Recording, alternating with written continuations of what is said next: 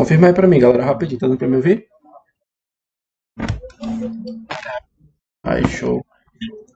Beleza. Então, beleza. Chat ligado. Quem quiser mandar alguma pergunta pode começar por aí. Ó, pessoal, então, pontos de hoje. A gente vai ter a reunião bem objetiva, que é para falar sobre a questão da feira de jogos, como eu coloquei o tema para vocês, e para dar uma revisada também do conteúdo para a prova bimestral, certo? Então, vamos começar pela feira de jogos, certo? Em seguida, a gente já entra na nossa avaliação. Então vamos lá. Primeiro falando sobre a feira de jogos, eu tinha mandado um vídeo para vocês, uns 3 minutos, explicando o que é que eu queria, como é que era para fazer, que você tinha quais são as opções que você tem para montar esses vídeos e para poder entregar para mim, certo? Aí o que que acontece?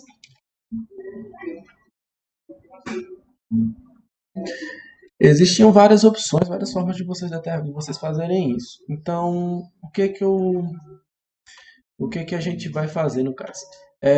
O que que vocês podem fazer nessa apresentação? É, Para você apresentar o seu trabalho na feira de jogos, seja ele um jogo, seja ele uma apresentação de trabalho ou uma curiosidade, basta que você, nesse vídeo, consiga colocar o objetivo do seu trabalho exposto. Então, se você fez um jogo, você tira a foto do jogo ou então monta um modelo do jogo de uma forma que dê para jogar online, dependendo do que você fez, certo? E você vai mostrar imagens daquele jogo que você fez. Pode ser um vídeo de você manuseando ele, você e um colega manuseando, alguém jogando, uma coisa assim, pode ser isso aí. Pode ser uma foto daquele objeto, daquele jogo que você produziu. Ou, se for no caso de uma apresentação de trabalho, um banner, por exemplo, você já tinha impresso o banner esperando que a gente voltasse às aulas agora em maio, mas infelizmente não deu certo. Então você pode pegar o banner, certo? Bonitinho, colocar em um lugar, apresentar o banner, tudo tranquilo, filmando. Você pode, se você não quiser usar o banner, não quiser apresentar você mesmo em vídeo, você pode montar um slide, como já me mostraram aqui alguns, que tem uma galera que fez. Você pode montar um slide bonitinho e ir passando o slide na tela, como eu faço aqui nessa aula, por exemplo. Vai passando esse slide aqui, eu vou falando de fundo para vocês, como eu gravo as aulas também, certo? Você pode usar uma pessoa para apresentar pela equipe inteira, certo? Que agora a gente tá vendo essa situação de pandemia, realmente não dá para me cobrar que, ó, você tem que ir, você tem que participar da apresentação, senão fica assim, não. Então, eu sei que realmente para alguns é muito complicado. Tem gente que mora de Campos Sales para lá e tem gente que mora do Salento para dentro. Então, fica muito longe, realmente, para você fazer o trabalho. Então, você entra em comum acordo com a sua equipe e façam esse jogo de consciência e analisem, ó. Não dá para todo, se não dá para todo mundo apresentar, dá para fulano e Beltrano participar? Dá. Pois então, veja se os dois conseguem participar, fazerem essa apresentação juntos, que aí um dá apoio pro outro e você vê a coisa funcionando, certo? Se você for fazer a apresentação da curiosidade, professor, mas eu pensei em fazer uma peça. Era uma peça de teatro até o início que eu queria fazer uma peça de teatro. Você pode ainda fazer a peça. Só vai precisar ver como é que você faz para ter essas interações entre os atores. Você pode fazer pequenos videozinhos das falas de um e de outro, e a pessoa monta tudo, faz um vídeo no final, com a peça toda, pode ser uma coisinha mais simples. Ou você pode contar também com a história da peça, falar do enredo dela inteira. Você pode montar um slidezinho bonitinho mostrando as imagens, umas ilustrações. Vai ficar muito a critério de vocês. Agora, o que que você tem que garantir? Que você consiga mostrar o trabalho que você pesquisou nesse vídeo. Esse vídeo tem que ter quanto tempo? De 2 até 14 minutos, que é para poder a gente conseguir colocar ele no Instagram. Então, como é o Instagram, uma plataforma que a galera gosta de ver os vídeos rápidos, só dá o like e já passa para o próximo, e a ideia é que eu quero realmente que a pessoa vá visitar a página, que a gente faça a divulgação tudo bonitinho para poder vocês irem tendo esse feedback. Então realmente tem que ser um videozinho mais dinâmico, uma coisa mais rápida, uma coisa que vocês consigam, entendeu? Apresentar rápido para que a pessoa também se sinta motivada a continuar vendo os outros. Aí, como fazer isso? Então, só tem que seguir esse padrão. De 2 a 4 minutos, você tem que manter, de 2 a 14 minutos, quer dizer, você tem que colocar lá seu trabalho todo bonitinho e me entregar ele via WhatsApp. Já teve uma galera que entregou, falar nisso, eu não sei se a Eduarda está aqui online, né? Deixa eu ver se ela está por aqui. Mas a Eduarda do terceiro B já me mandou um vídeo hoje pela manhã, achei muito bom o vídeo dela. Colocou a equipe inteira para apresentar, achei bem legal mesmo, cada um falando uma parte. E as meninas todas produzidas, todas elegantes. Eu achei muito legal mesmo. Vai ficar show a apresentação delas lá.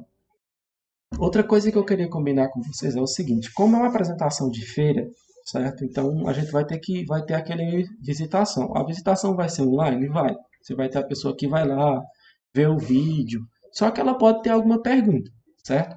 Então o que que acontece? As perguntas que forem tendo nos vídeos de vocês, eu gostaria que a gente organizasse aqui para que uma pessoa da equipe, ou então duas pessoas da equipe, se revezassem para quando você visse uma perguntinha lá no seu vídeo, que eu vou também querer marcar vocês no vídeo lá, para poder qualquer pergunta chegar no feed de vocês no Instagram, você fosse lá e respondesse. A pessoa pergunta, mas eu não entendi como é que teu jogo trabalha assim, assim, assim, assado. A pessoa bota lá a perguntinha. Você vai lá, só responde a pergunta da pessoa. Para ter realmente aquela interação de feira, sabe? Para não ficar uma coisa do tipo, só tá aqui o vídeo rodando, as pessoas estão vendo e foi. Se houver alguma pergunta, se houver alguma interação das pessoas nos comentários, vocês irem e fazerem isso. Para ter realmente ser uma feira normal. Quanto tempo vocês têm para entregar esses vídeos? Bem, já me perguntaram bastante isso, certo? E eu tenho que, só para reforçar, a gente tem até dia 19 para entregar, porque semana que vem agora já vai começar as avaliações de vocês.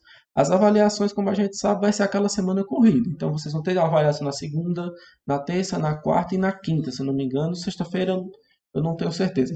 Mas esses primeiros 4 de semana vocês vão ter avaliação. Então, não vai dar realmente para você produzir um vídeo enquanto está tendo avaliação de alguma disciplina. Já sei que não vai dar. Então o que é que eu vou pedir? Para que me entreguem esses vídeos até dia 19, que é sexta-feira dessa semana. Ou então no final de semana também, sábado e domingo. Que é para mim ir postando esses vídeos, colocar lá, postar os vídeos, colocar no perfilzinho lá do Instagram, tudo bonitinho, e montar todo aquele esquema da feira para dia 23 já tá com os vídeos upados. Aí vocês vão divulgar, a gente vai compartilhar, eu vou colocar nas redes sociais também para o pessoal ir lá visitar, ver como é que tá e realmente reconhecer o trabalho de vocês, que eu acredito que vai ser ótimo. Pelo menos o que eu estou recebendo até agora está sendo muito, muito bom mesmo. Agora, quanto à nossa avaliação bimestral do segundo bimestre. O que vai cair nessa avaliação? Ela está dividida em 4 tópicos, né? Que vão ser basicamente estatística 1, 2, 3 e 4. Beleza? Então, o que vai cair? Pesquisa estatística, variáveis, certo? Os tipos diferentes de variáveis que você vai poder pesquisar, você vai poder trabalhar na sua pesquisa estatística, população e amostra, que são os elementos que você está trabalhando na pesquisa. A gente vai dar uma revisão sobre cada um. Representação gráfica, frequência, tabela, gráficos de barra, setores e linhas, que são os tipos de gráficos diferentes, certo? As frequências e os tipos de gráfico. Medidas de tendência central, média, mediana e moda. Esses aqui, vão cair as formulazinhas lá para você fazer, tudo bonitinho. No caso, fórmula mesmo, né? Só tem na média. Mediana e moda é basicamente contagem e colocar as coisas em ordem crescente. Medidas de dispersão, certo? Desvio médio, variância e desvio padrão. Esse daqui, essas medidas de dispersão, na prova de vocês, caiu mais conceitual, certo? Você tem que entender como é que elas funcionam. Elas são a questão do erro e tal. Agora, para que a gente não fique só nessa pontuação dos conteúdos, vamos dar só uma revisada aqui bem de boa. Então, variáveis estatísticas, começando por elas, certo? Então, quantitativas são os termos que podemos representar em forma numérica. Não, em forma numérica, altura, quantidade de pessoas, distância, número de sapato e etc.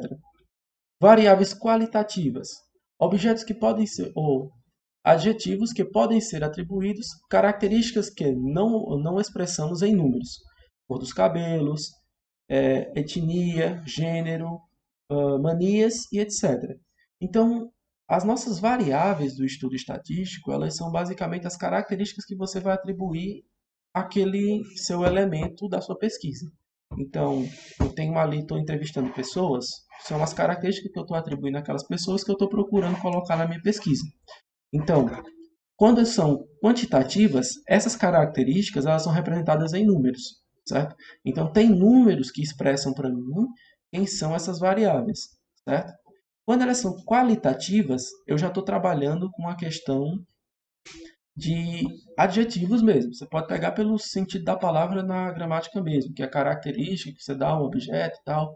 São só adjetivos que você não representa em forma numérica. Então você não vai, um você representa em números, o outro você não representa em números. Belezinha até aqui? Show. Então vamos lá. Aí falando um pouquinho mais de cada uma, né? Quantitativas, elas são divididas em duas ramificações, como a gente sabe, né?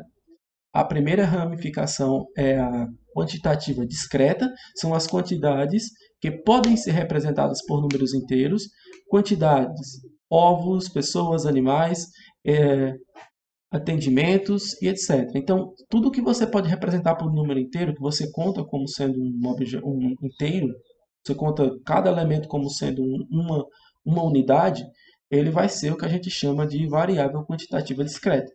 Enquanto que variável quantitativa contínua, que é a segunda, são representações que podem ser feitas em forma de números reais.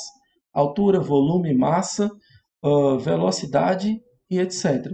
São esse tipo de são esse tipo de grandezas que você consegue representar em sistema decimal. Você consegue escrever ele como número decimal, tá valendo. Tá cortando muito, Luiz Carlos? Não, só com o Luiz Carlos? Ele está tranquilo. Deixa eu ver. E aí, pessoal, dá um ok aqui rapidinho. Tá dando certo aí para entender ou tá cortando muito?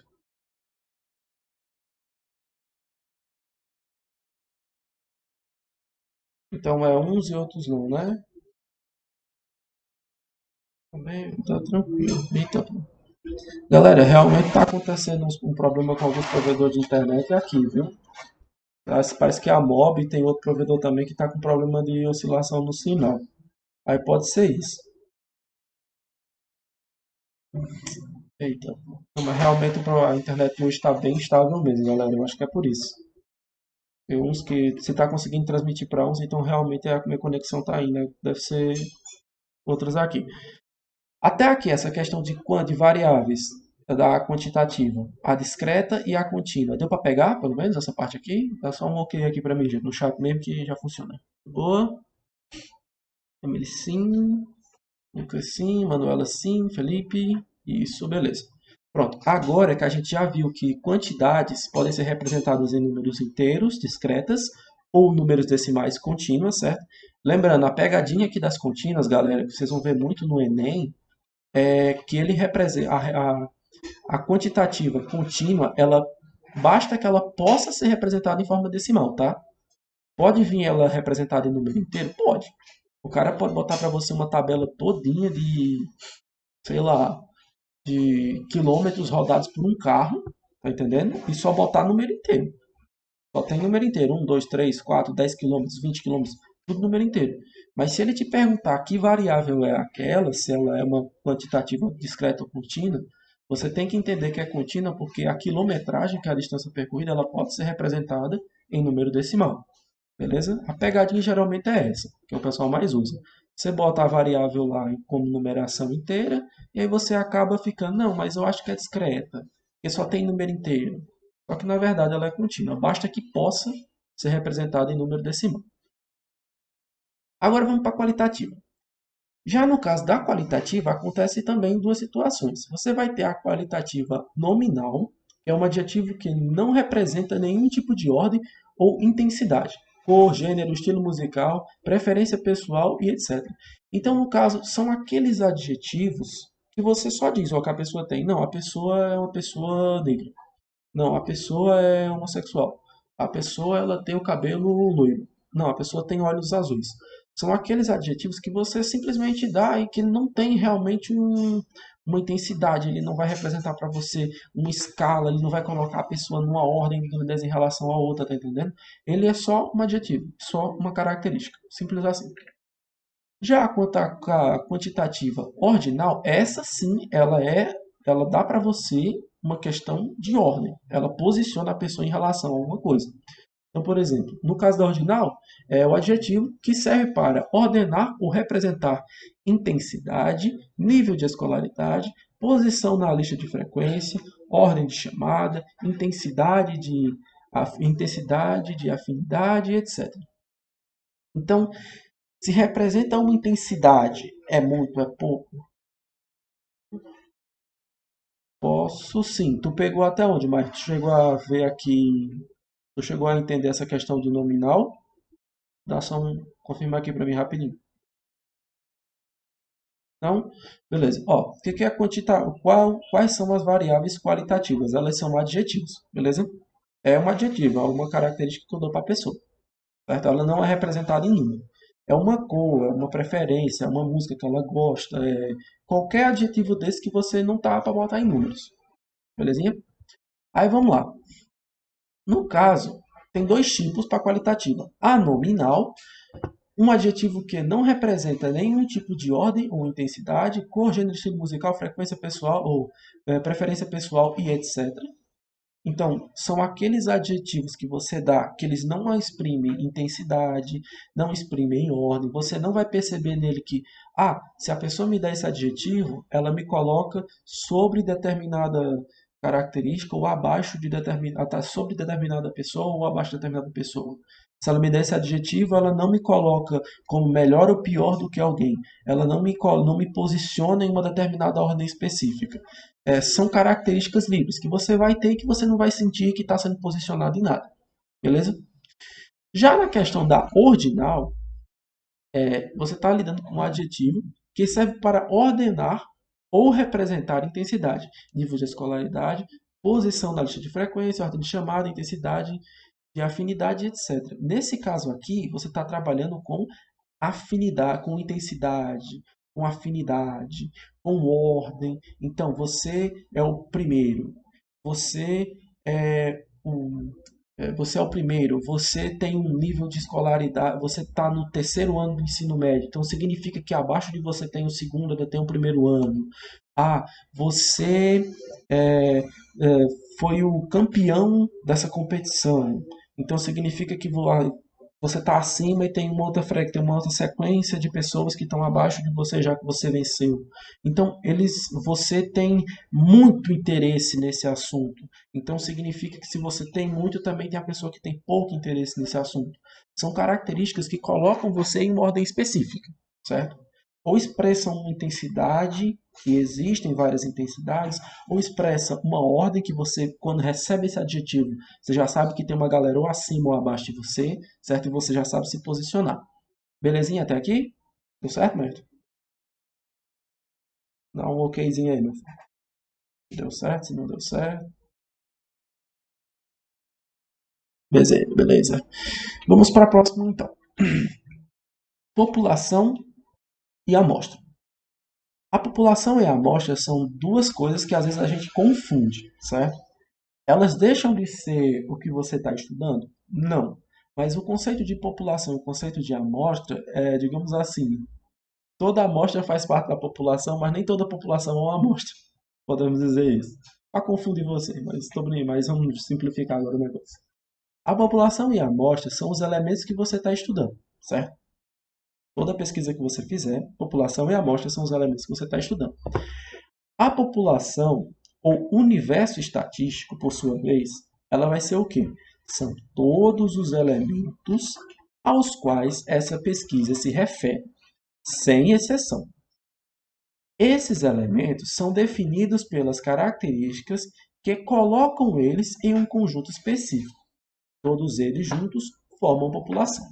Então, quando você estabelece uma característica do que você vai pesquisar, e você pode atribuir aquela característica a um grupo específico.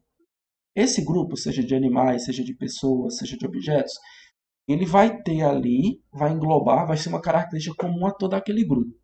Todos os elementos que compõem essa que tem essa característica vão ser o que você chama de população. Então, todos os elementos que pertencem àquela característica específica são minha população. O que é que eu vou definir como sendo a minha amostra? Minha amostra, então, vai ser o quê?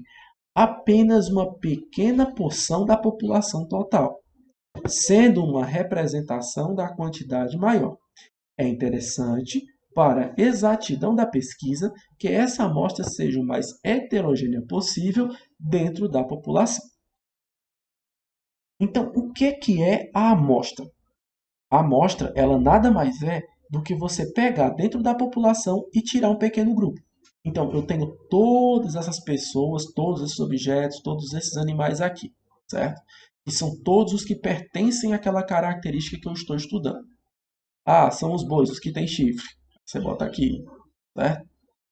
Ah, desses aí, agora eu vou tirar uma pequena amostra. Desses eu vou tirar uma pequena amostra para estudar o que é que tem no DNA do boi que faz ele ter chifre. Aí você vai pegar alguns dos exemplares que tem aqui dentro, só uma pequena porçãozinha, certo? E essa porçãozinha vai ser o que a gente chama de amostra. Então, quando você tem uma parte do todo, essa parte do todo é o que a gente chama de amostra. É mais comum você ver isso quando você está trabalhando ou você está vendo as eleições. Você, por exemplo, vai fazer uma eleição para presidente, você está falando que todo mundo vota, todo mundo no Brasil vai votar, certo?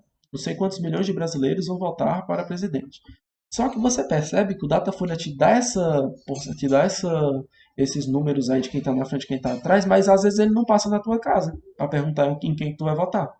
Mas ele te diz, ó, tem tantos por cento de chance de acerto aqui, tem tantos por cento de chance aqui, não sei o que, não sei o que. O que acontece? O Brasil é o nosso universo estatístico, são todas as pessoas que vão votar, certo? Agora, quem é a minha amostra?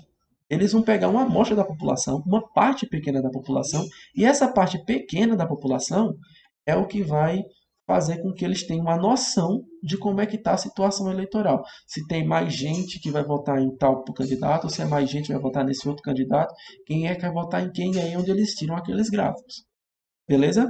Até aqui esse conceito de população e amostra eu vou pegar. Dá um okzinho aí no chat, galera, por favor. População, população seria o Brasil e a amostra, os estados. Pronto, é um exemplo. Se você pegar para representar a população brasileira no estado, o estado seria uma amostra. Viu, Felipe? Certinho. Emílio ok, Lucas ok, Manuel ok, certo? Felipe ok. Então, sempre que você pega um pedaço do todo, você tem uma amostra. Quando você separa uma característica dentro de um conjunto, aquele conjunto inteiro que pertence àquela característica, ele é minha população. Uma parte dele é minha amostra. Então vamos lá. Tabelas. Galera, uma das partes mais importantes da estatística é a representação dos dados. Eu posso entender o que é o conceito de variável, posso entender o conceito de frequência, posso entender o conceito de variação, de variáveis, dos desvios, posso entender medida de tendência central, posso entender tudo. Mas se eu não consigo representar esses dados, consequentemente eu acabo falhando. Acredito que se associar com perfume também funciona o entendimento. Sim, funciona como entendimento. Você pode pegar o frasco de perfume todo, Caiano, e ele vai ser sua população. Enquanto que uma sprayzinha, uma partezinha dele que você coloca em você vai ser uma amostra. É tipo, pronto, a amostra que dão grátis quando você compra um perfume. Aqueles frasquinhos lá são um exemplo de amostra. Entendeu? Literalmente a amostra que está dizendo no nome, né? Pronto, associa mesmo que dá certo. O conceito é aquele ali, uma parte do todo. Então vamos lá. Então o que é que acontece? Então, tabelas, a gente usa tabelas para representar a pesquisa. Então, como eu disse, você pode entender de tudo, mas se você não consegue representar essa tua pesquisa, você acaba perdendo, porque você tem uma pesquisa, fez todo esse trabalho, mas a pessoa não está conseguindo entender o que, é que você está querendo mostrar. Então, as tabelas vão servir para quê? Informações dispostas em matriz, matriz, aquele conteúdo do segundo ano, viu?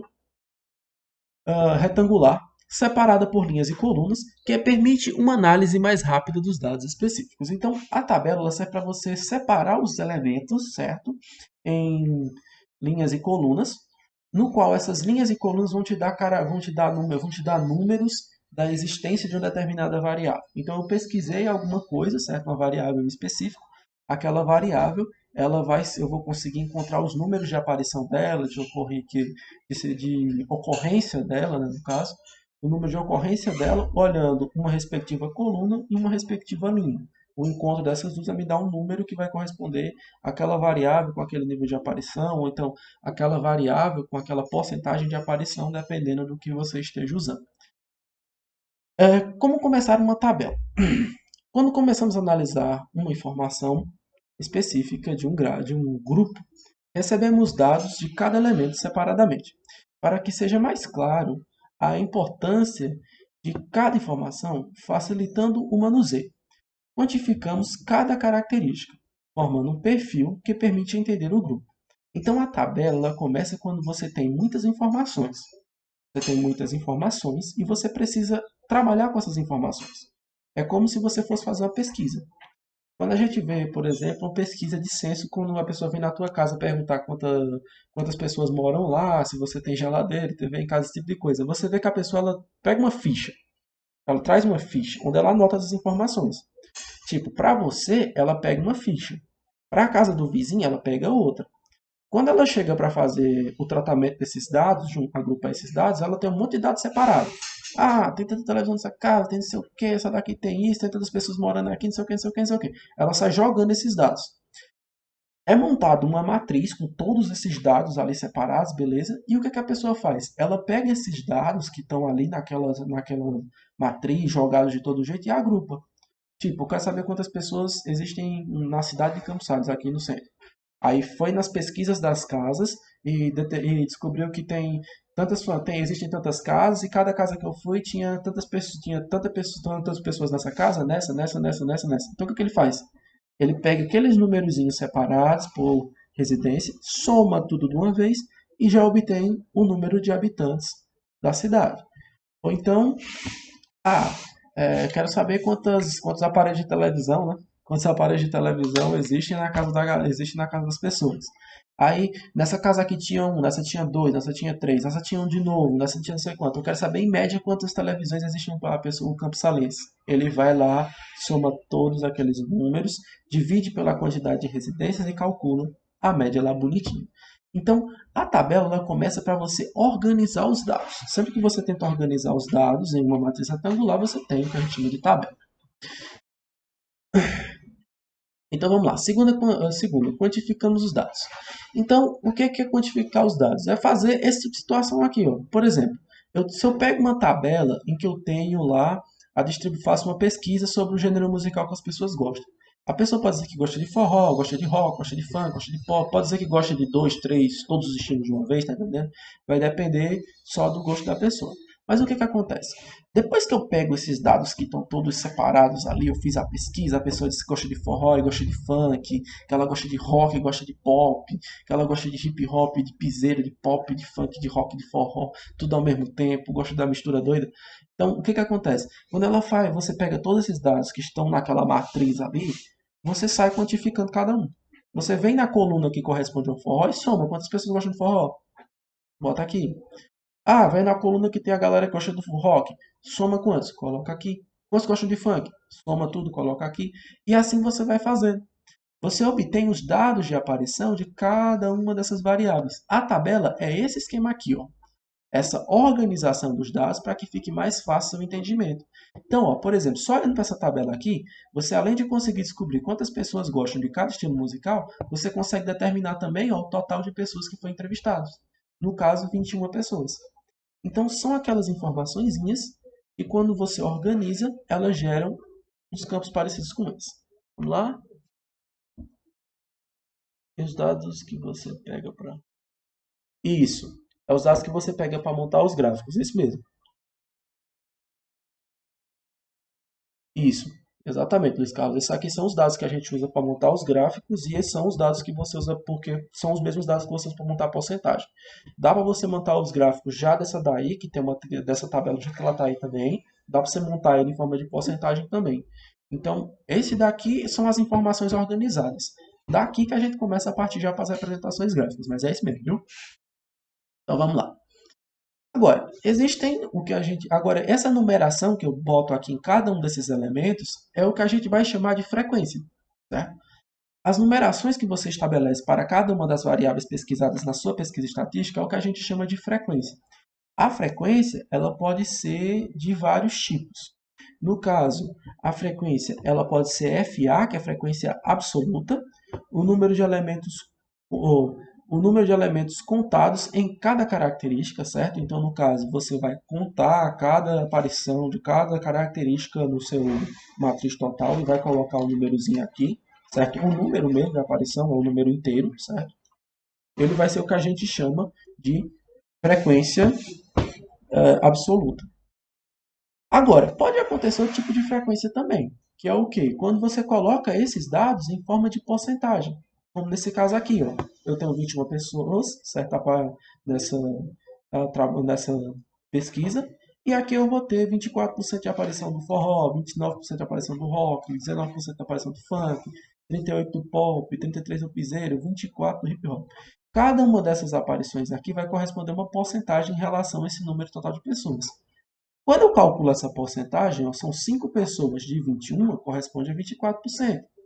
São 6 pessoas de 21, corresponde a 29%. Você está vendo que até aumentou um pouquinho, né? De 5 para 6. Então, cai um pouquinho. Ó. 4 pessoas de 21 já cai para 19%. Então, são essas relaçõezinhas que aí você vai montando as porcentagens aqui. Quando você está trabalhando com esses números, essas frequências que você atribui para cada um dos elementos aqui em forma de porcentagem, é o que a gente vai trabalhar com, vai chamar de frequência relativa. A porcentagem de aparição de cada característica em relação ao total de elementos pertencentes à pesquisa. 21, no caso, Madison, é o número de pessoas entrevistadas, viu? É porque como isso é aquele tipo de pesquisa de estilo musical, que a galera pode votar em mais de uma característica ao mesmo tempo, aí se tu somar tudo, eu acho que passa um pouquinho. Vai passar um pouco mesmo. Passa, vai passar. Se você somar tudo aí, vai passar de 21.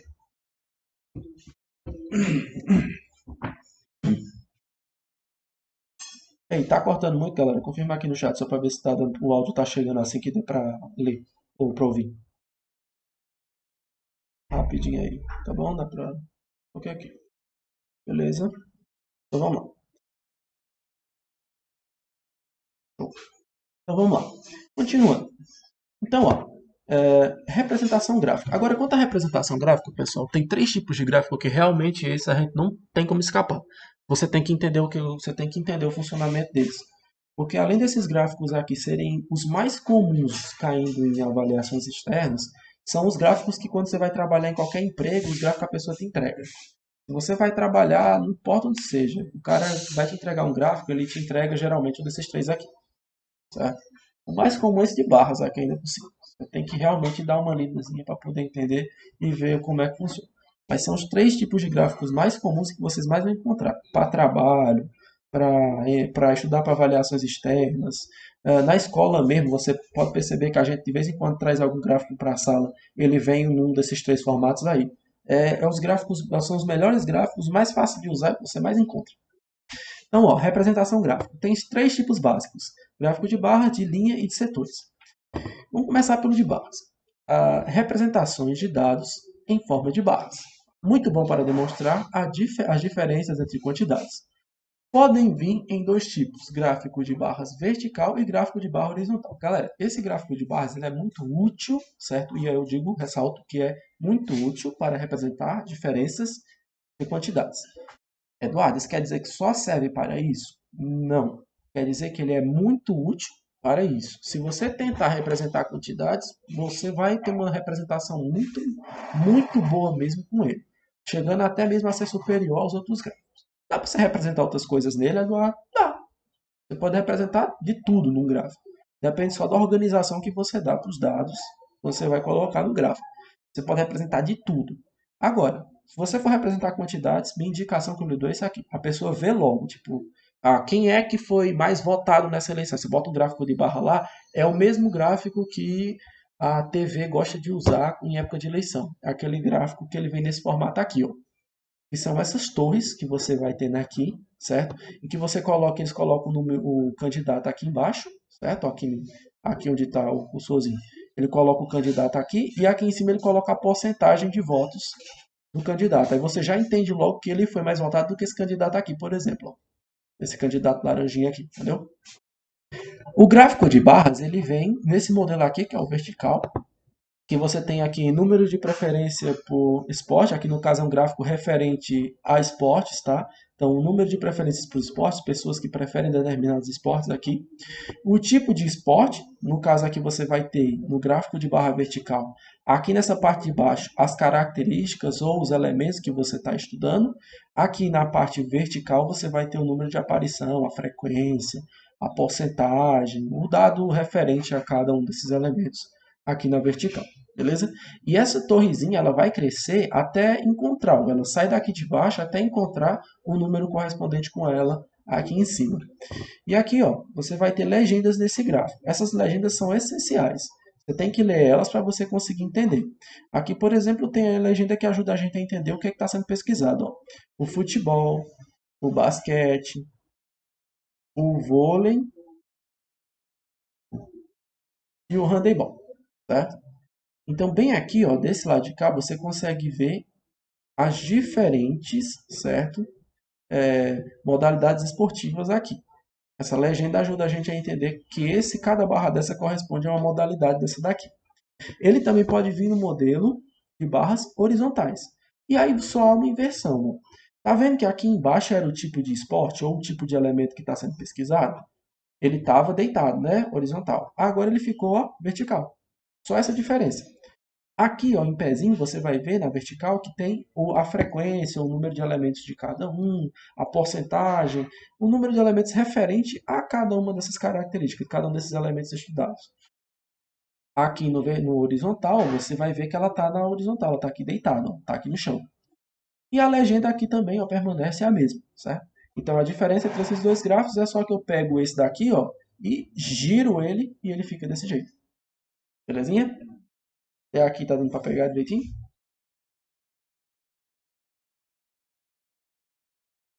Dá um ok aí no chat que já resolve. Aí, valeu, boa. Beleza. Próximo. Então, gráfico de linhas agora. Esse daqui é uma representação em segmentos de linha que ligam pontos que são as conexões do eixo horizontal com o vertical. Muito útil quando representamos progressões ou variações. Como eu disse na anterior, dá para você representar qualquer coisa no gráfico, mas nesse gráfico aqui, quando você vai representar uma progressão com o passar do tempo, ele fica muito claro, ele ajuda a entender muito, porque você consegue ver a variação com o passar do tempo, você consegue entender se está crescendo, está diminuindo, se está oscilando com o passar do tempo com ele muito fácil. Se você quiser fazer até um teste, até o gráfico que o Windows usa para te dar os dados do teu computador. Se você abre lá o painel o, o gerenciador de tarefas e vai lá em estatísticas, você observa que internet, processamento, CPU, essas coisinhas, ele te dá em gráfico de linhas. Certo? Então é útil para você já entender aquele negócio lá também. Como é que ele funciona? Ó? Eu peguei a mesma situação anterior, tá? Só para poder vocês verem que realmente dá para você fazer essa representação aqui sem besteira.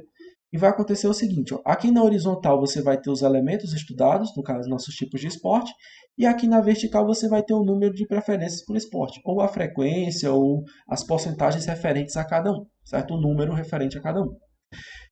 Aqui ó, você vai ter a legendazinha para dizer que isso aqui é a frequência de aparição de cada um deles, beleza? Então, no caso, ó, o futebol vem aqui em cima, aí diminui um pouquinho para o basquete, sobe de novo para o vôlei e permanece constante no handball. Tipo, o número de pessoas permanece o mesmo. Isso aqui pode ser o balanço da empresa também com o passar do tempo. Ó. Mês 1, mês 2, mês 3, mês 4, e isso aqui o lucro da empresa com o passar do tempo. Estava aqui, caiu, subiu, manteve. Entendeu? Também serve para você representar esse tipo de situação. As variações ficam muito claras aí. Agora, o mais famoso de todos, no caso, é o nosso gráfico de setores. Uma representação circular dos dados tabelados, com cada parte do círculo sendo feita em tamanho proporcional à quantidade por categoria, representada na tabela em relação à soma das quantidades em cada categoria. Esse aqui é legal porque ele ajuda você a entender, tipo, em relação ao todo mesmo. Esse gráfico aqui ele é formado em relação ao todo. O círculo inteiro representa tudo que você está trabalhando na sua pesquisa. Todos os tipos de elementos, todas as pessoas, sei lá, as características. Todas elas estão aqui representadas. E aqui a pizza ela vai ter parcelas, ou seja, fatias que vão corresponder a porcentagem de aparição, ou a frequência, ou ao número de elementos correspondente a cada característica. Então você vai ter o quê? A mesma situação, a preferência por esporte. Aqui você vai ter as legendas, o handebol, vôlei, basquete, futebol. E cada pedaço desse da fatia, se você observar, ele é proporcional à porcentagem que aparece. 27% é maiorzinho, que é maior do que 20%. Tem 26 aqui, que é um pouquinho menor do que o 27, mas já é maior do que o 20, certo? E você vê que cada parcela aqui da pizza, ela vai ter um tamanho que é proporcional à aparição. Aí isso aí segue uma regrinha matemática, algumas na verdade. Você pode dizer, por exemplo, se isso aqui está em porcentagem, você pode dizer que os 360 graus, que são a volta completa, correspondem a 100%, certo? Assim como alfa graus, que é o ângulo referente ao arco ali, que corresponde àquela porcentagem, certo? Por exemplo, aqui o ângulo azul, está para P%. Então, se eu montar essa regrinha de 3, eu consigo descobrir qual é o ângulo que vai corresponder a essa porcentagem aqui, por exemplo. Dá para me fazer isso também só com o número, a frequência. Então, ó, 360 graus está para o total de elementos que você está trabalhando, certo? O número total, no caso, a soma de todos os elementos, todas as frequências de todos os elementos que você vai colocar no gráfico. 360 está para essa soma de todos os elementos, assim como o alfa grau está para a quantidade de elementos que você vai representar. Beleza? Então, você só troca aqui no caso, em vez de ser 100% aqui, você troca pelo número de elementos total, e aqui em vez de ser P%, você vai trocar por um B, que é o número de elementos que você está trabalhando. Então, dá para fazer dos dois jeitos, e você consegue montar um gráfico. Até aqui, deu para pegar mais ou menos? Isso é a regra de 3, tá, gente? Essa parte é só a regra de 3. Deu para pegar? Dá um okzinho no chat aí, por favor.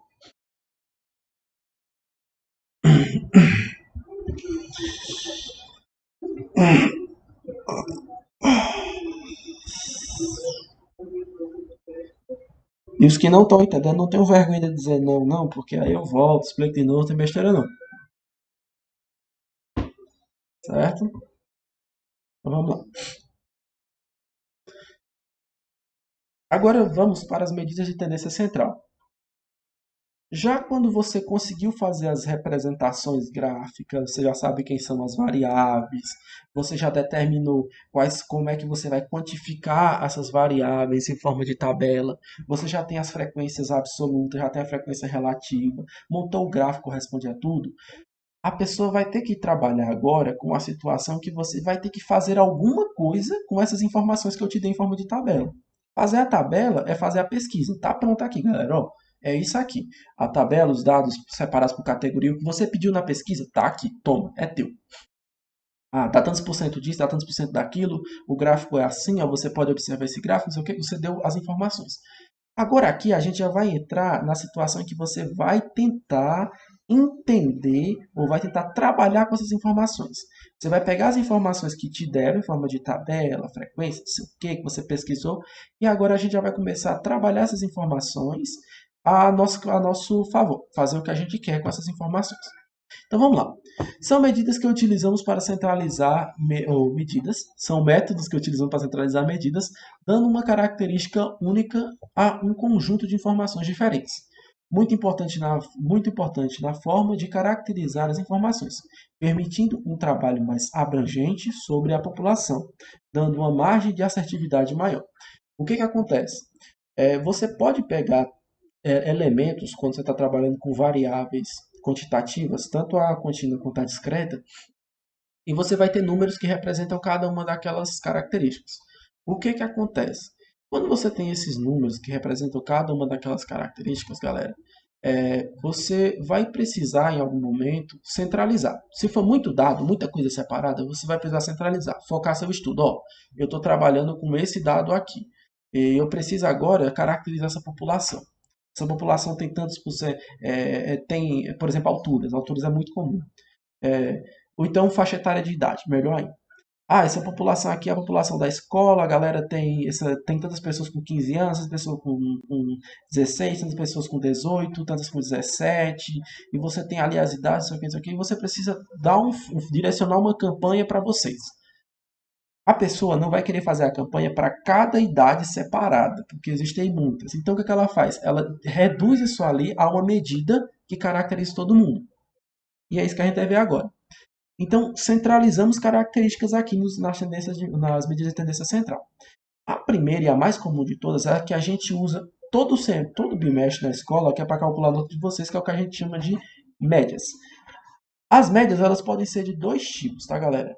Pode ter a média aritmética simples, uma forma que caracteriza medidas diferentes, buscando um valor que se encontra entre os outros, mas não necessariamente é o termo presente na pesquisa, certo?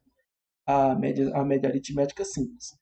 E você também tem a média aritmética ponderada, uma forma de centralizar valores quando aparecem repetições de termos na pesquisa. Essa forma aproxima o termo central do valor com mais repetições, maior frequência ou peso. Não necessariamente o valor da medida ou da média aparece na pesquisa também. Então, são valores que você pega essas variáveis quantitativas, certo? E tenta encontrar um número que vai estar centralizado neles ali. Vamos lá. Média aritmética simples. Aqui eu vou dar um exemplo. Então eu botei uma reta numérica aqui, e aqui são essas bolinhas vermelhas são valores, tá, gente? O que é a média aritmética simples? Ela é um valor que eu vou procurar que vai estar bem aqui, ó, centralizado, certo? Entre todos. Ele vai ser um valor central. Literalmente ele segue o isso. Literalmente ele segue o que está no título, medida de tendência central. Ele procura um valor, a média, ela procura ser o valor que está no centro, sabe, no meio de tudo. Então você vai fazer a média, esse valor que você vai encontrar aqui, ele vai tentar se aproximar o máximo possível do meio.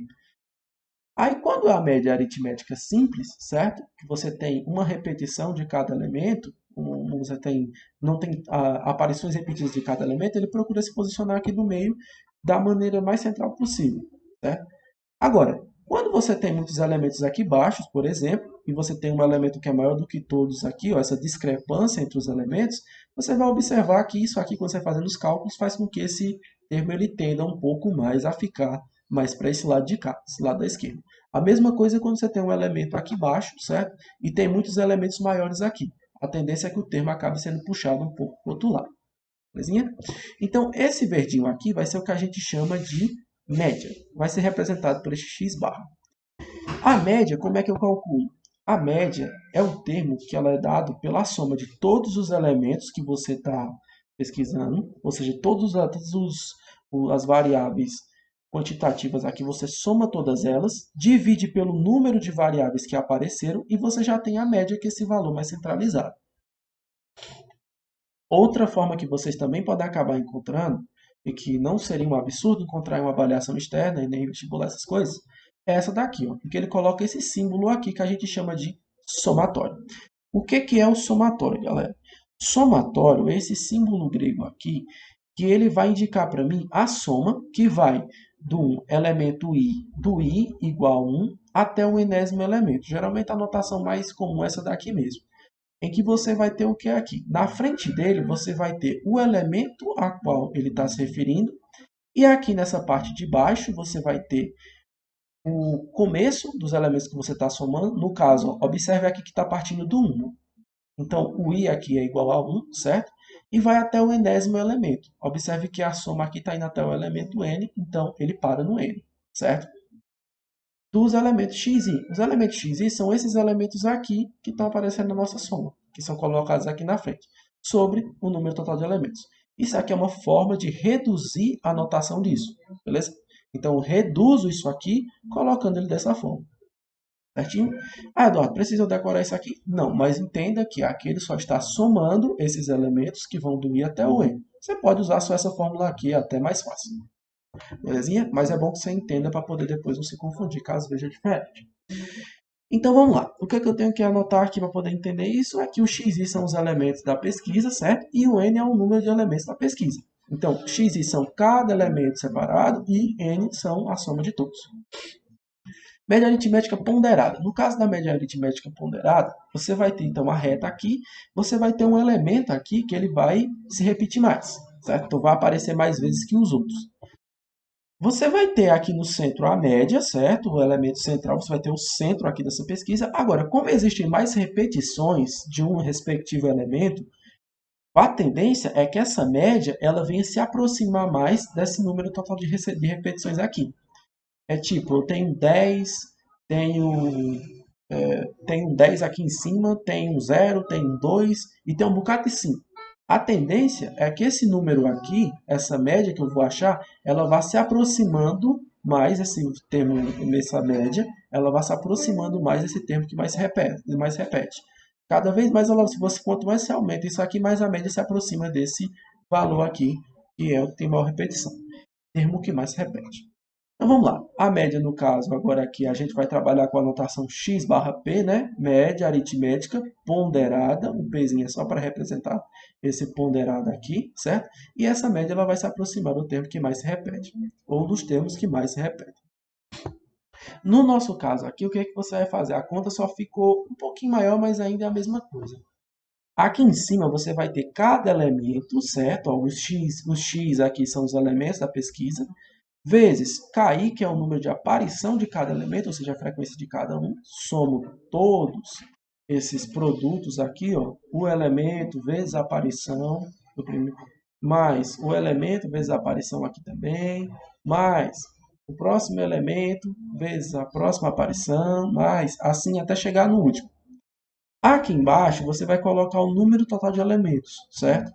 Ou a soma de cada frequência de cada um deles, certo? Também é uma forma de você fazer, beleza?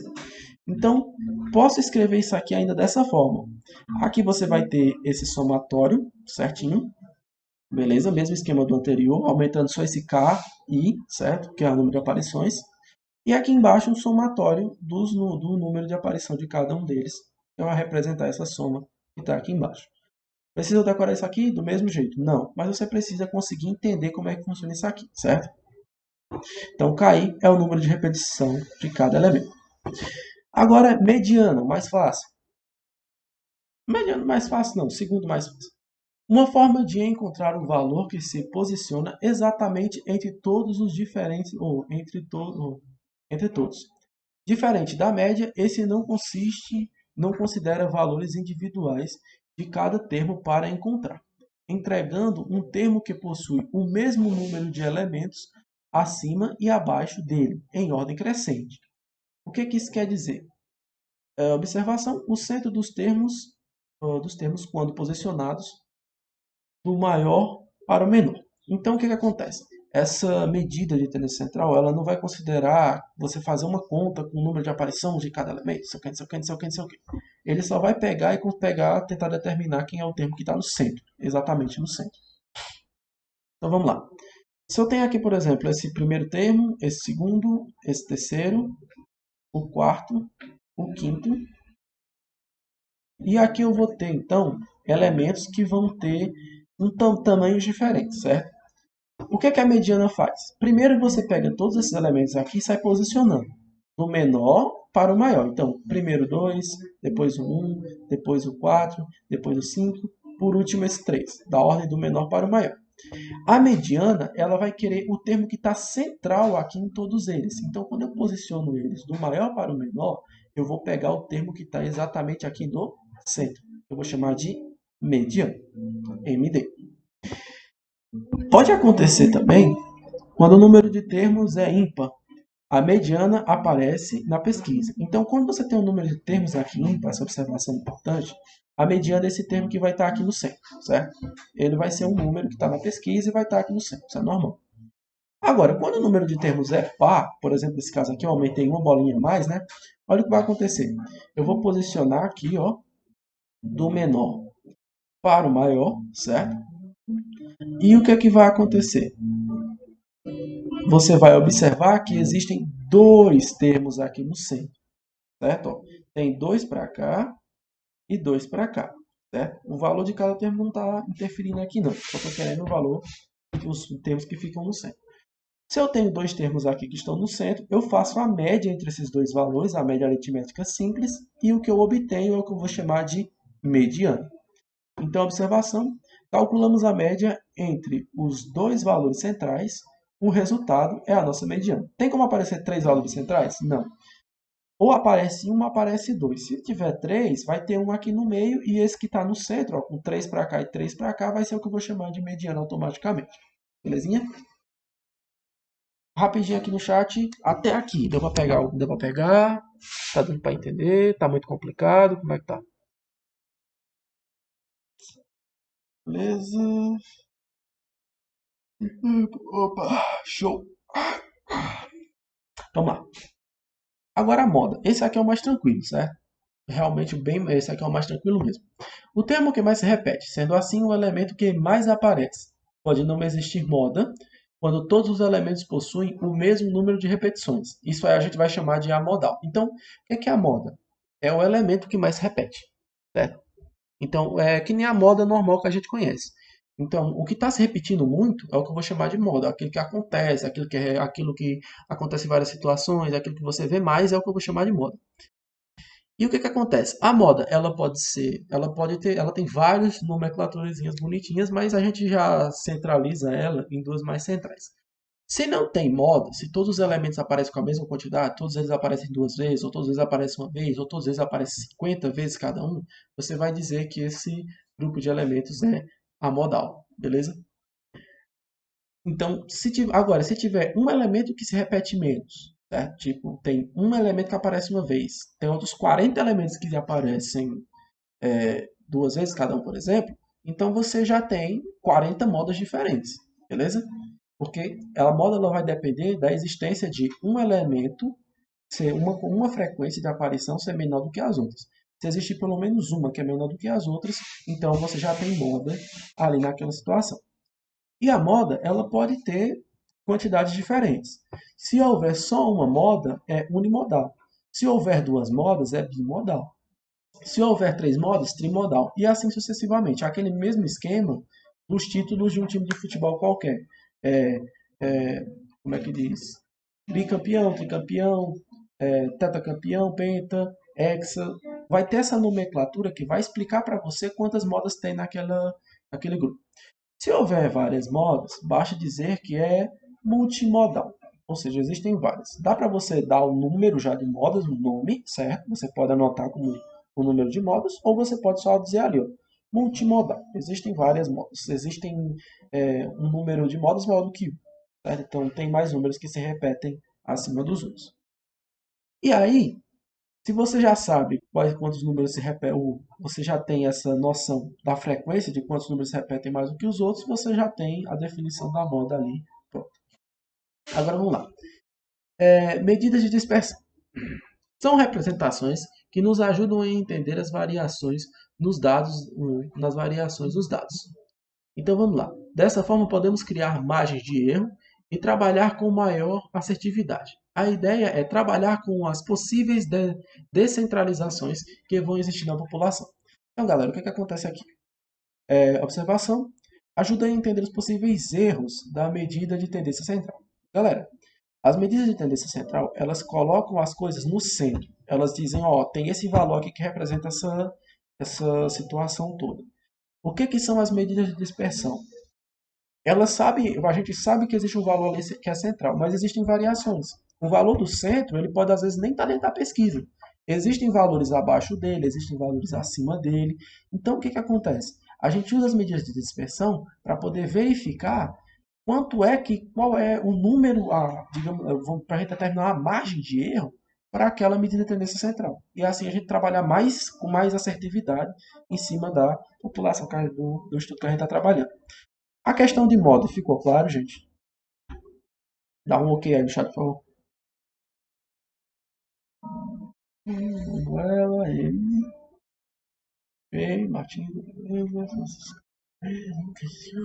show. Aí vamos lá. Agora vamos lá para o primeiro deles, que é o desvio médio. Esse aqui é o meu favorito. Eu acho ele mais interessante trabalhar com os outros. Ele dá uma margem de erro bem show. Um desvio que nos permite obter uma distância da centralização da pesquisa, certo? Essa distância permite que possamos estabelecer uma margem de erro. Isso ajuda a entender o comportamento dos dados. Então, o que acontece? O que é esse desvio médio?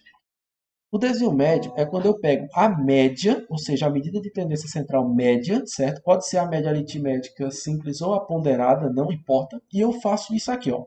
Um módulo de cada elemento menos sua média, certo? Um módulo. E aí, lembre, eu vou subtrair aqui, tá?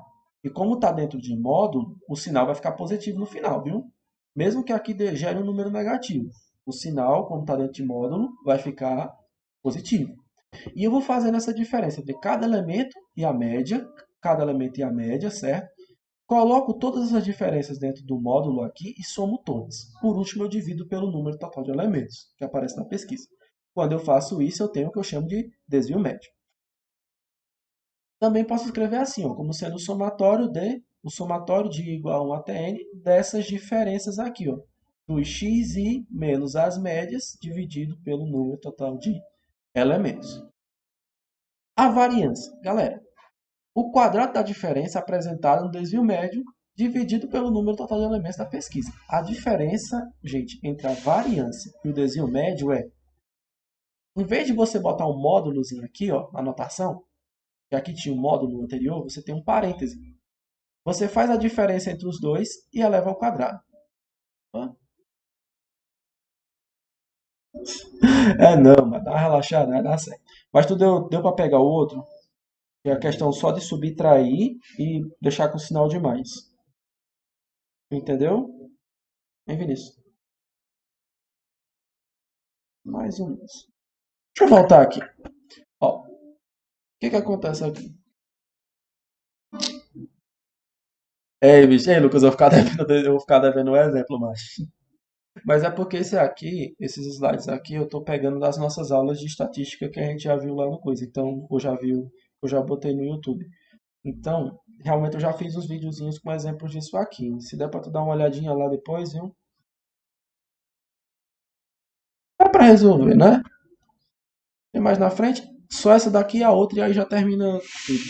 No caso, o variância e o desvio padrão.